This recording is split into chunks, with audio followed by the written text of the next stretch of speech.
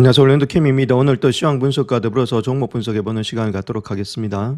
자, 한 글로벌 전략가는 이란 전쟁 여파로 인해서 시장 조정이 일어날 것으로 전망이 되는데, 자, 어디로 피해야 될지, 자, 거기에 대해서 한번 알아보겠습니다. 자, 다우 보시게 되면 0.61% 하락했고, 나스닥이 0.08% 상승, S&P 0.08% 하락, 러셀이 0.2%가 하락했다. 장이 거의 왔다 갔다 했다는 겁니다. 자, 변동성으로 인해서 아무래도 아직까지 방향성을 잡지 못하고 있는 것이 현재 모습이다. 이렇게 보시면 되겠죠. 자, 그런 이유는 유가 때문에 왔다 갔다 하는 거하고 똑같이 시장이 움직이고 있다. 그래서 유가 시장에 따라서 장이 움직이고 있다. 다른 것은 없습니다. 지금 장에서는 오직 유가만 보면 되겠다. 이렇게 말씀을 드립니다. 자, 오늘 시장의 매물을 보시게 되면 가장 잘 나갔던 것은 오라클이죠. 오라클이 가다 보니까 반도체 중심으로 좀 많이 갔는데 마이크론 테크놀로지하고 인텔이 좀 달리는 모양이 있었다. 이렇게 말씀을 드릴 수 있겠죠. 그와 더불어서 지금 세마이컨덕터에 요게 반도체 장비도 좀 달렸다. 그래서 이런 것들이 기술주 전반적으로 퍼지면서 기술주가 좀 상승했던 하루였다. 이렇게 말씀드릴 수 있겠죠. 자, 테슬라도 한 2.15% 올라갔고 중국에서의 지금 자동차 수출이 좀 잘 됐다는 것들.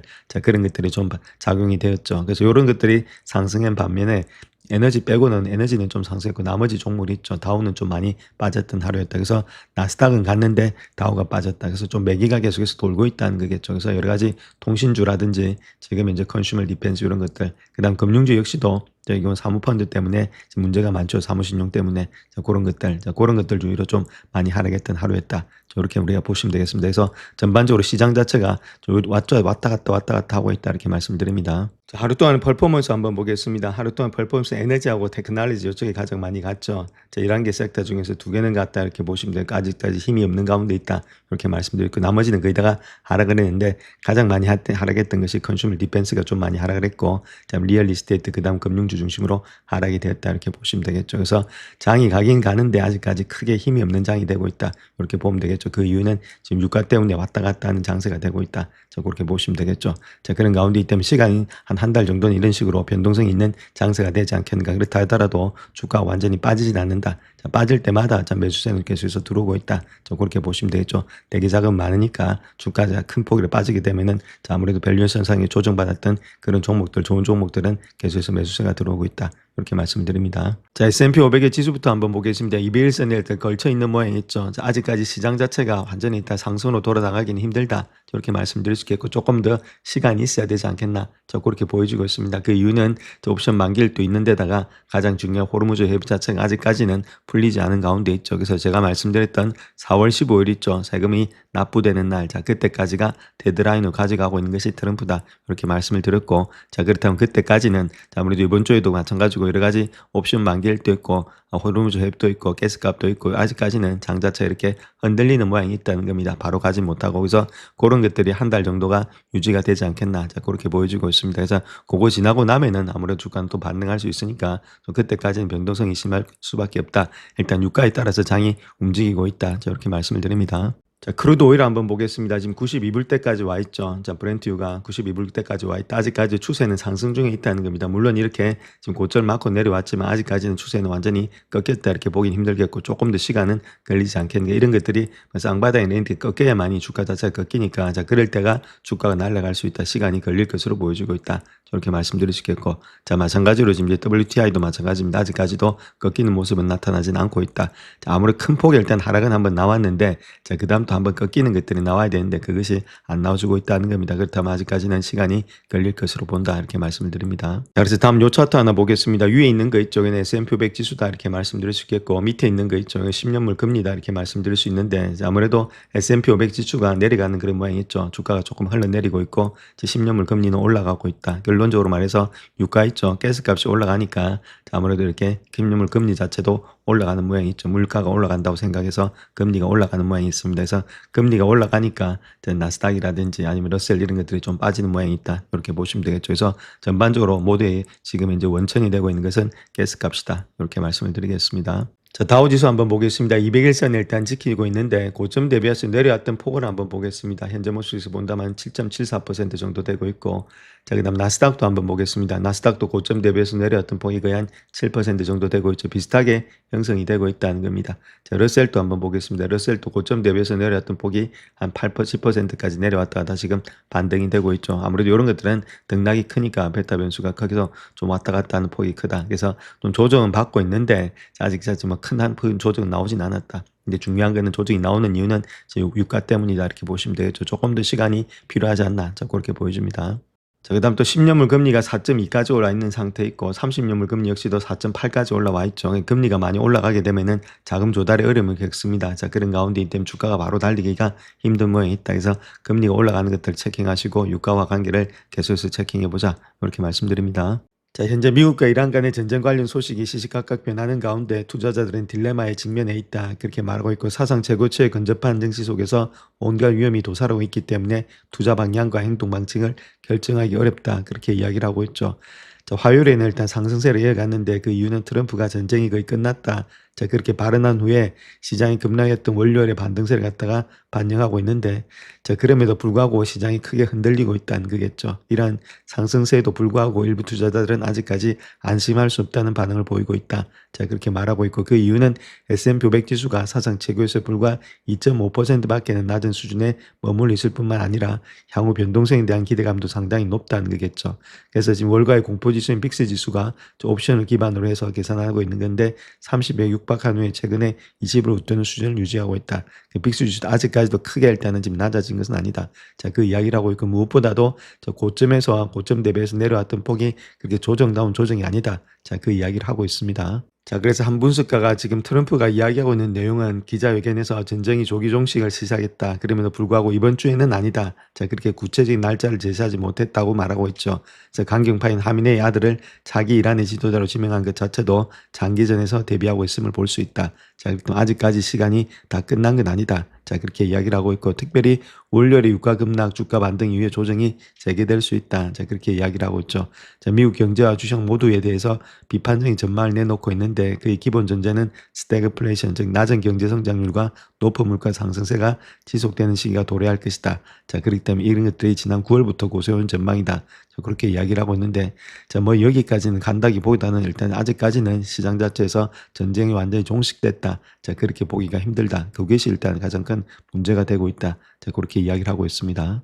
자, 그래서 부진한 경제 전망, 높은 주식 가치 평가, 지속되는 전쟁, 그리고 민간 신용 시장의 건전성에 대한 우려가 겹쳐서 투자자들이 주식 투자 비중을 줄여야 된다. 그렇게 이야기를 하고 있죠. 또한 에너지라든지 헬스케어 관련 주식에 방어적으로 투자하는 것을 고려해야 된다. 국제 투자는 단기 국제에 집중해야 된다. 자, 이렇게 이야기를 하고 있는데 자, 주가가 과매도된 종목을 매수하려는 투자자들이 나서기 전에 더 많이 빠지기 전에 15에서 20%는 하락을 해야 된다. 자, 그렇게 하락을 해야 되면이 적극적인 매수세가 들어오고 있다. 자, 그렇게 이야기를 하고 있죠. 그래서 길거리에 피가 낭자할 때까지 기다렸다가 피가 보이면 즉시 달려가라. 자, 그렇게 말을 하고 있는데 자, 모든 사람이 이와 같은 견해를 갖고 있는 건 아니죠. 자, 맞는 말일 수도 있는데 아직까지 뭐 완전히 빠진다 이렇게 보기는 좀 힘들다 이렇게 말씀을 드립니다.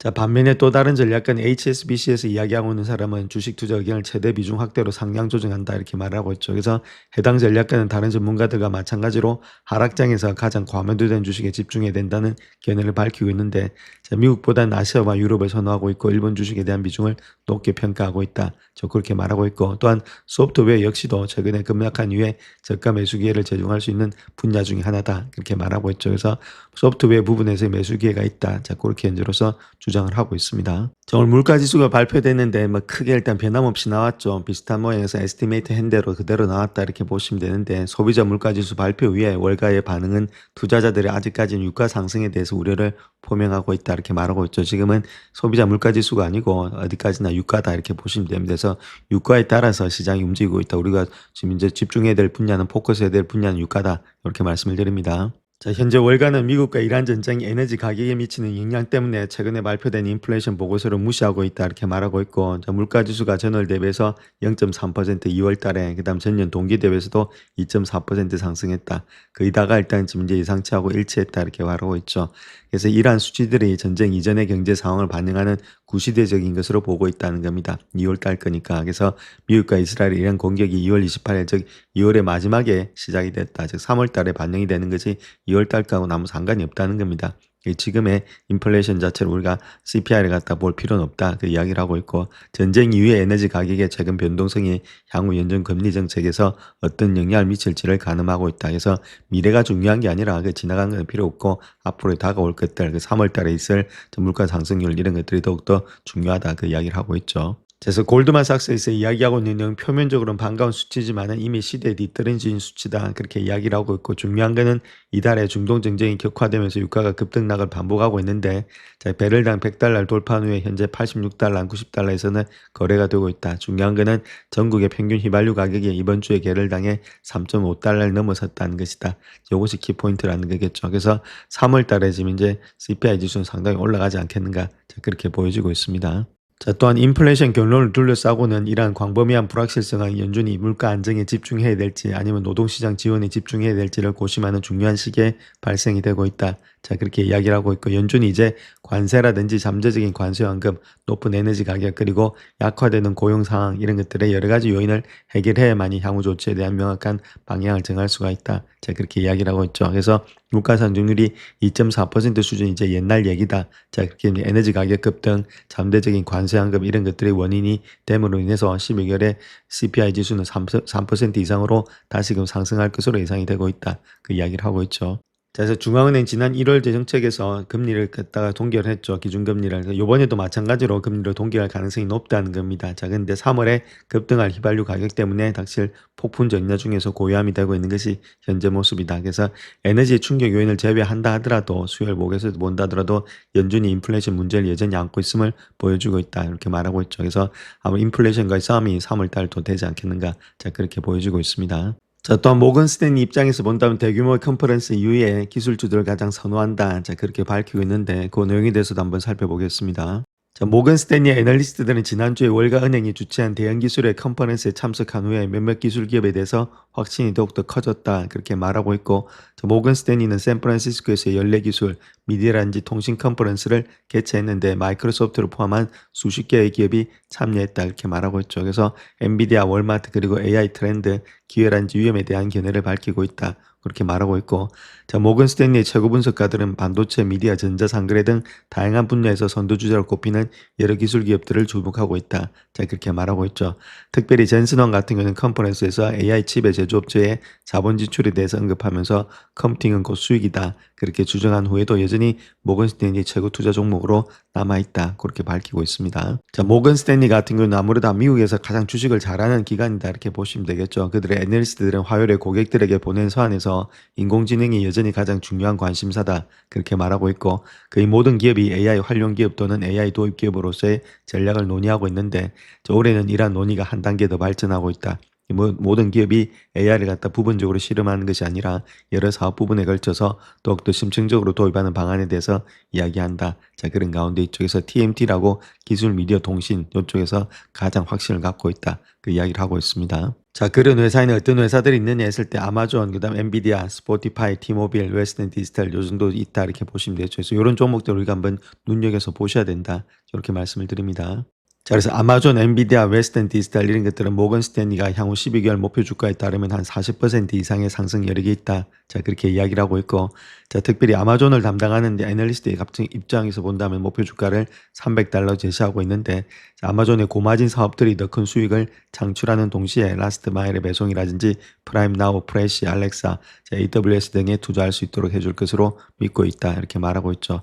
특별히 아마존의 프라임의 멤버십 증가가 반복 매출, 긍정적인 제품의 구성 변화를 견인하고 있다. 그래서 클라우드 도입이 변곡점에 도달하고 있고 자, 광고는 추가 성장 잠재력과 수익의 증대를 위해서 핵심 영역이 되고 있다. 자, 그렇게 이야기를 하고 있죠. 그런 가운데 있음에 충분히 300불까지 갈 수 있다. 그 이야기를 하고 있습니다. 자, 현재 아마존 같은 경우는 실적 부진, 그럼 2020년도에 자본 지출 전망치가 2천억 달러에 달한다. 자, 그로 인해서 아마 주가가 많이 좀 하락을 하고 있는데 자, 그럼에도 불구하고 69명이 레이팅을 주고 있는데 19명이 강력 매수, 46명이 바이든급 주고 있다. 이렇게 보시면 되겠죠. 그래서 평균 가격은 한 280불대로 보고 있다. 그렇게 이야기를 하고 있습니다. 자, 또한 모건 스탠리 역시도 엔비디아에 대해서 높은 확신을 가지고 있다 이렇게 말하고 있는데 조세 무어 같은 경우에 있어서는 블랙웰 제품군에 대한 강력한 수요가 언급되고 있고 그의 보고서에서는 수요 강세가 지속됨에 따라서 실적 전망치에 대한 상향의 압력이 계속될 것이다. 더욱더 실적이 되면은 전망치에 대해서 아무래도 주가는 올라갈 수밖에 없다. 그 이야기를 하고 있죠.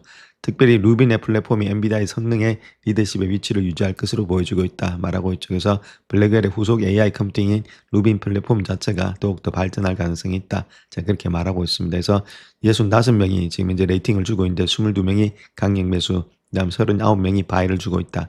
한 명만 일단 지금 이제 퍼폼 주고 있죠. 그래서 한 262불까지는 가지 않겠나 그렇게 보고 있습니다. 자, 마지막으로 스포티파이에 대해서도 기회가 있다 그 이야기를 하고 있는데 그 이유는 구독의 스트리밍 시장의 선두주자가 되고 있고 사용자 참여도가 꾸준히 증가하고 있다는 점, 규모의 경제를 통해서 팟캐스트라든지 아티스트, 레이블 도구 등의 부가가치의 수익의 창출의 기회가 있다는 점들, 자, 이런 것들이 높이 평가가 되고 있죠. 그래서 중국을 제외한 전 세계 30억대 규모의 스마트폰 시장이 스포티파이의 큰 기회다. 그렇게 말하고 있고 현재 스포티파이 시장 점유율은 15%에 불과한데 자 또한 스포티파이 현재 광고 사업은 200억 달러 규모로서 전 세계 라디오 광고 시장에서 극히 일부에 불과하다. 자 그때 앞으로 더 많이 가능성이 있다는 거죠. 앞으로 올라갈 가능성이 더 많이 있다. 그 이야기를 하고 있고 특별히 지난 2월에 4분기 광고 지원자 상유 수가 4억 7,600만 명에 달했다. 예상치를 갖다 훨씬 더 상회했다는 겁니다. 그러면서 주가가 15% 급등했는데 자, 그로 인해서 이런 것들이 앞으로 시장의 규모가 더 많이 있기 때문에 아직까지 시장 점유율이 많지 않기 때문에 충분히 가능성이 있다. 그 이야기를 하고 있습니다.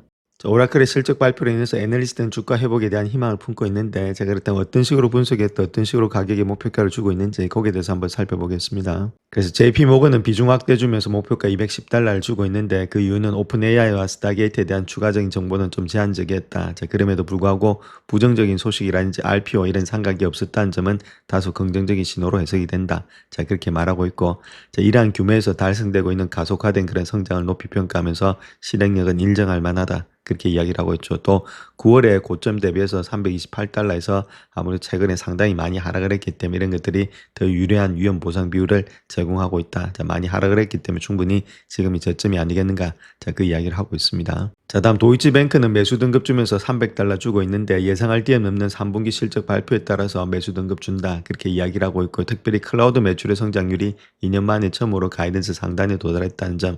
자, 그로 인해서 OCI가 전년 동기 대비해서 81% 증가했는데 추정치 75%보다 크게 웃돌았다는 점.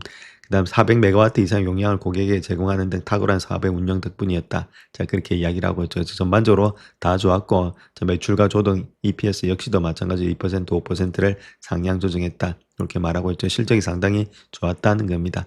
자, 그로 인해서 지금 이제 사전 분석에서 언급했던 것처럼 투자자 논의와 관련된 메시지라든지 정보 공개가 유익했다고 판단되고 있다. 아무래도 이렇게 어닝스콜이 좋았죠. 그래서 자본 배분이라든지 AI 인프라의 수익성 측면에서 특히 중요하다. 그렇게 이야기를 하고 있습니다. 자, 모건 스탠리는 동일 비중에서 213달러 주고 있다. 이렇게 말하고 있고 클라우드라든지 전체 매출의 예상치 상단을 달성하고 영업이익의 시장 컨센서스를 상회한 것. 자, 이런 것들이 향후 큰 기회를 성공적으로 활용할 수 있는 능력을 갖추고 있다는 확신을 투자자들에게 심어준 것이다. 자, 그렇게 말하고 있죠. 물론 P레이쇼가 압박이 가해져 있는 상황에서 이런 긍정적인 움직임은 투자자들의 불안감을 해소해주고 있다. 이렇게 말하고 있죠. 그래서 아무래도 지금 이제 P가 많이 낮아져 있는데 자, 거기다 이런 것들이 좋게 나오고 있으니까 자, 불안감이 많이 사라들었다. 이렇게 말하고 있습니다. 자, 국제에너지기구 IEA가 사상 최대 규모의 석유 매장량 발표를 했는데 그럼에도 불구하고 원유 가격의 상승을 일단 부추기고 있다. 자, 그 이유가 어떤 것인지 자, 거기에 대해서 한번 살펴보겠습니다. 그래서 IEA가 4억 배럴 이상의 비상 원유를 방출한다 그렇게 말했음에도 불구하고 상승세를 보였다는 겁니다. 유가 자체가. 그래서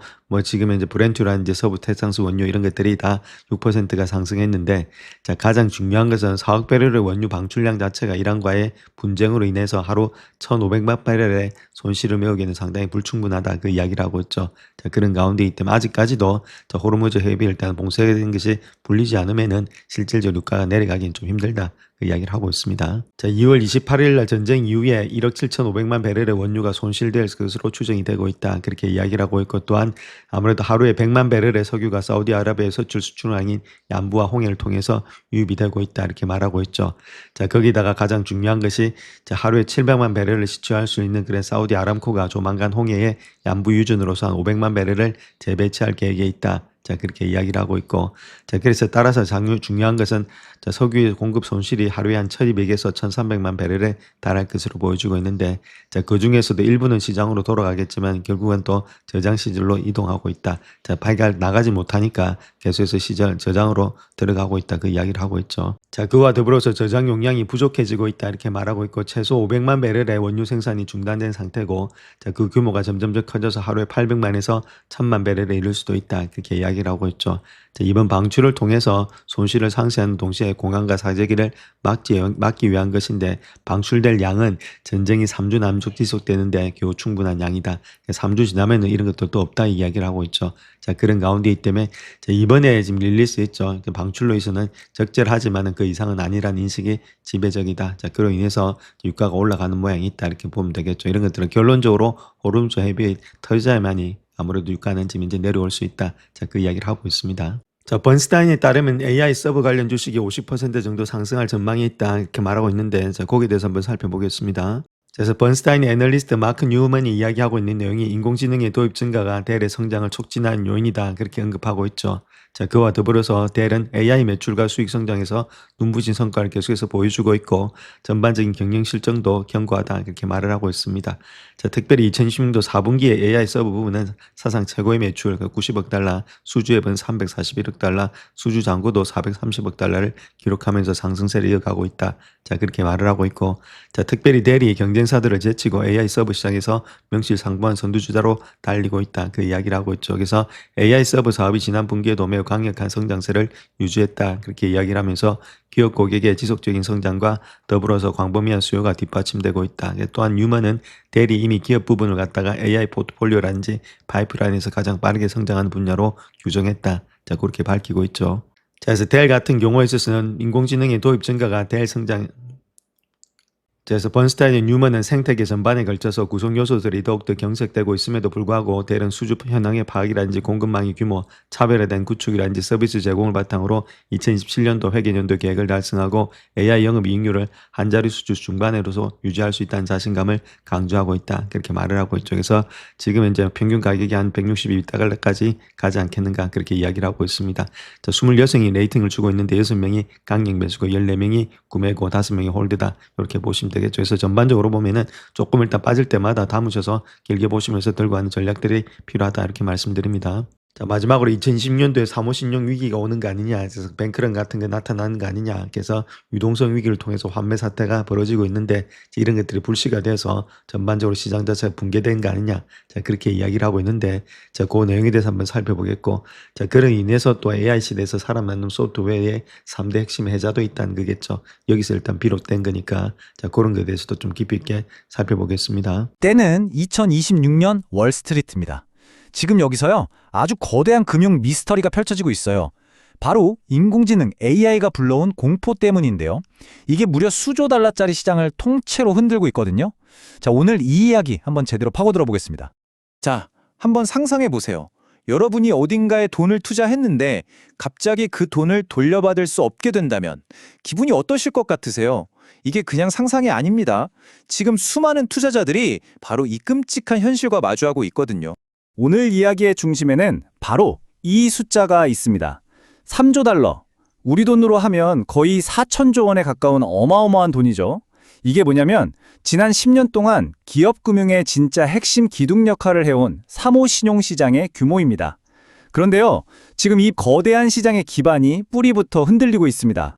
이게 무슨 미래소설 같은 이야기가 아니에요. 바로 지금 2026년 현실에서 벌어지고 있는 일입니다. 거대한 자금이 빠져나가는 사실상 뱅크런이나 다름없는 사태가 터진 거죠. 지금 보시는 이 표가 현재 상황을 아주 적나라하게 보여주고 있습니다. 월스트리트의 거물들이죠. 블랙록, 블랙스톤, 블루올 다들 지금 비상 브레이크를 밟고 있는 거예요. 블랙록부터 볼까요? 투자자들이 돈 빼달라고 하니까 규정을 딱 내세워서 요청의 거의 절반을 막아버렸어요. 블랙스톤은 어땠을까요? 상황이 심각해지니까 자기네 돈 4억 달러를 급하게 쏟아부어서 겨우 막았습니다. 그런데 블루올은요, 아예 더는 현금 인출 안 됩니다 하고 문을 닫아버린 겁니다. 정말 극단적인 조치죠. 어떤 시장 전문가는 이 상황을 이렇게 비유하더군요. 마치 영화관에서 불이 난 건 아닌데 갑자기 비상대피로 위치를 알려주는 것과 같다고요. 그럼 어떻게 되겠어요? 다들 본능적으로 출구랑 가장 가까운 자리를 찾게 되겠죠. 지금 투자자들 심리가 딱 그렇다는 겁니다. 왜냐하면 이 펀드들이 투자한 자산들은 사실 당장 현금화하기 어려운 것들인데 펀드는 투자자들한테 언제든 돈 빼줄 수 있다고 약속했거든요. 바로 이 유동성 불일치라는 시한폭탄이 터지니까 너도 나도 먼저 빠져나가려고 출구로 미친 듯이 몰려들고 있는 거죠. 그런데 말이죠. 이 위기의 진짜 원인은 단순히 대출 몇 개가 부실해졌기 때문에 아닙니다. 그보다 훨씬 더 근본적인 공포가 있어요. 바로 어떤 기술혁명이 소프트웨어라는 핵심 산업의 가치 자체를 그냥 공기중으로 날려버릴 수 있다는 두려움. 이게 바로 이번 사태의 진짜 진원지입니다. 자, 여기서 잠깐 사모신용이라는 말이 좀 생소하실 수도 있겠네요. 이게 대체 뭘까요? 아주 간단해요.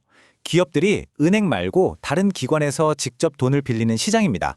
지난 10년 동안 은행 규제가 까다로워지니까 돈들이 전부 이쪽으로 몰리면서 시장이 그야말로 폭발적으로 커진 거죠. 그리고 바로 이 시장을 뒤흔드는 기술적 파괴자가 등장합니다. 그 이름은 바로 에이전트 AI. 여러분, 이건 우리가 지금까지 알던 그런 AI랑은 아예 차원이 다른 존재입니다. 이 둘의 차이가 뭔지 이 표를 보시면 바로 이해가 되실 겁니다. 왼쪽에 코파일럿 AI, 이건 우리가 요즘 많이 쓰는 거죠. 코딩을 좀 도와주거나 이메일 초안을 써주는 말 그대로 똑똑한 조수 같은 역할이에요. 하지만 오른쪽에 에이전트 AI는 완전히 다릅니다. 이건 조수가 아니라 자율적인 디지털 노동자예요. 시키지 않아도 알아서 코드를 짜고 이메일을 보내고 심지어 그 후속 프로젝트 관리까지 혼자 다 해버립니다. 인간을 돕는 수준이 아니라 그냥 인간의 일을 대신해버리는 거죠. 바로 이 지점에서 사스포칼립스라는 무시무시한 단어가 나옵니다. 서비스형 소프트웨어, 사스의 종말이라는 뜻이죠. 생각해보세요. 에이전트 AI가 사람의 일을 다 해버리면 소프트웨어를 쓸 사람이 필요 없어지잖아요. 그럼 소프트웨어 회사들이 돈을 버는 근간, 즉 한 사람당 얼마씩 받던 좌석 개념의 비즈니스 모델이 통째로 무너져 내리는 겁니다. 그리고 시장은 이 공포에 아주 즉각적으로 그리고 잔인하게 반응했습니다. 지금 이 차트 좀 보세요. S&P 500 소프트웨어 지수, 북미 기술주 지수, 전부 다 그냥 수직 낙하했죠. 불과 몇 주 만에 20%, 30%씩 폭락하면서 시가총액이 1조 달러, 우리 돈으로 1,300조 원이 넘는 돈이 그냥 증발해버린 겁니다. 자, 그런데 말입니다. 모두가 공포에 떨고 있을 때 여기서 이야기가 한번 확 바뀝니다. 월가에서 30년 이상 잔뼈가 굵은 베테랑들은 오히려 고개를 갸웃하기 시작해요. 잠깐만, 시장이 지금 뭔가 아주 중요한 걸 놓치고 있는 것 같은데? 라고 말이죠. 물론 JP모건의 제이미 다이먼 회장 같은 사람은 이렇게 경고하기도 합니다. 바퀴벌레 한 마리가 보이면 그 뒤엔 더 많은 바퀴벌레가 숨어 있는 법이다. 맞는 말이죠. 숨겨진 위험이 있을 수 있다는 우려, 충분히 타당합니다. 그러니까 이 반론을 듣기 전에 이런 경고가 왜 나오는지는 우리도 분명히 인지하고 넘어가야 합니다. 자, 지금부터가 정말 중요합니다. 이 표를 잘 봐주세요. 주식 투자와 대출은요, 아예 다른 게임입니다. 완전히 다른 규칙을 따라요. 주식을 사는 사람은 뭘 보고 투자하죠? 이 회사가 영원히 성장할 거다라는 기대감에 베팅하는 거잖아요. 그래서 성장세가 조금만 꺾여도 주가는 80%씩 폭락할 수 있어요. 하지만 돈을 빌려준 사람은요, 그럼 거창한 거 안 바랍니다. 그냥 딱 3, 4년 만기 동안 이 회사가 망하지만 않고 생존해서 내 돈만 갚아주면 돼요. 즉, 회사가 서서히 망해가면서 주가가 박살나는 와중에도 대출금을 갚을 현금은 얼마든지 나올 수 있다는 겁니다. 이게 왜 가능하냐고요? 몇 가지 이유가 있습니다. 첫째, 대기업들은 수십 년 써온 핵심 소프트웨어를 그렇게 쉽게 바꾸지 못해요. 비용도 시간도 어마어마하게 들거든요.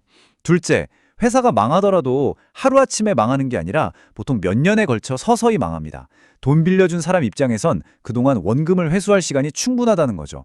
그리고 마지막으로 가장 중요한 건데요. 만에 하나 회사가 진짜 파산해도 법적으로 대출 기관이 주주들보다 가장 먼저 돈을 돌려받게 되어 있습니다. 훨씬 안전한 자리인 거죠. 그럼 소프트웨어 산업은 이제 끝난 걸까요? 그냥 다 같이 망하는 길만 남은 걸까요? 월가 전문가들의 대답은 아니요입니다. 산업이 죽는 게 아니라는 거죠. 대신 새로운 기술의 새로운 왕이 누구인지를 가리는 승자와 패자가 아주 극명하게 나뉘는 대격변이 시작됐다고 보고 있습니다. 그리고 이 거대한 변화의 파도 속에서 살아남는 기업들, 아니 오히려 이걸 기회로 삼아 더 강력해지는 기업들은요, 새로운 시대에 맞는 경제적 해자를 파고 있습니다. 해자라는 건 옛날 성 주변에 파놓은 연못처럼 경쟁자들이 감히 넘보지 못하게 만드는 강력한 방어벽을 말하는 거죠. 이 새로운 시대의 해자가 뭔지 4가지 핵심 전략을 하나씩 살펴보겠습니다. 자, 첫 번째 해자는 바로 데이터입니다. AI 시대에는요, AI 프로그램 자체보다 그 AI에게 뭘 먹여서 가르치느냐가 훨씬 중요해져요. 컴퓨터 과학에 garbage in, garbage out이라는 유명한 말이 있죠. 쓰레기를 집어넣으면 쓰레기가 나온다는 뜻입니다.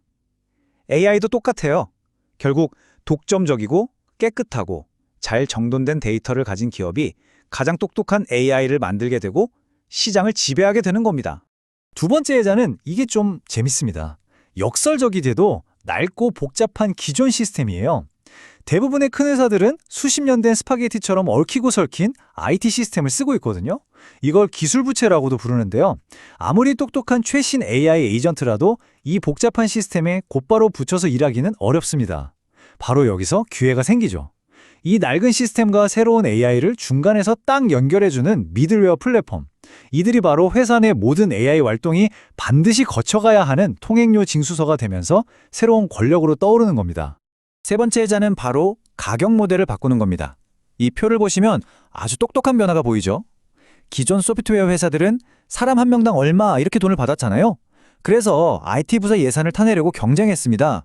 그런데 새로운 강자들은요, 타겟을 바꿨어요. 우리 AI가 당직 내 직원 100명의 일을 대신해서 인건비를 이만큼 아껴줬으니 그 절약된 비용의 일부를 주세요. 라고 말하는 거죠.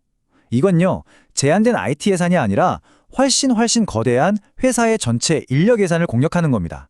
노리는 시장의 크기 자체가 달라진 거예요. 그리고 마지막 네 번째 해자는 어쩌면 가장 중요할 수도 있는 신뢰와 안정성입니다. 여러분, AI가 가끔 이상한 거짓말을 만들어내는 환각 현상에 대해 들어보셨죠? 재미로 쓸 땐 괜찮지만 만약 수십억 달러짜리 거래를 처리하는 시스템이 이런 오류를 일으킨다면 그건 재앙입니다. 기업들은 무엇보다도 안전하고 신뢰할 수 있는 걸 원해요. 그래서 수십 년 동안 안정적인 시스템을 운영해온 기존 강자들이 제공하는 검증된 안정성에 기꺼이 프리미엄을 지불하려 할 거라는 거죠. 이건 신생 스타트업이 하루아침에 따라할 수 없는 부분입니다. 결론적으로 AI 시대가 열리면서 벌어지는 이 소프트웨어 전쟁은 누가 죽고 누가 사느냐의 단순한 생존 게임이 아닙니다. 이건 완전히 새로운 게임의 규칙 위에서 누가 미래 기술 산업의 왕자를 차지할 것인가를 결정하는 거대한 지각 변동인 거죠. 시장 전체가 공포에 떨고 있지만 그 이면에서는 이렇게 새로운 기회와 질서가 만들어지고 있습니다. 자, 이 거대한 변화 속에서 여러분은 누구에게 베팅하시겠습니까? 영상을 끝까지 시청해 주셔서 감사합니다. 영상이 도움이 되셨다면 구독과 좋아요 부탁드립니다. 감사합니다.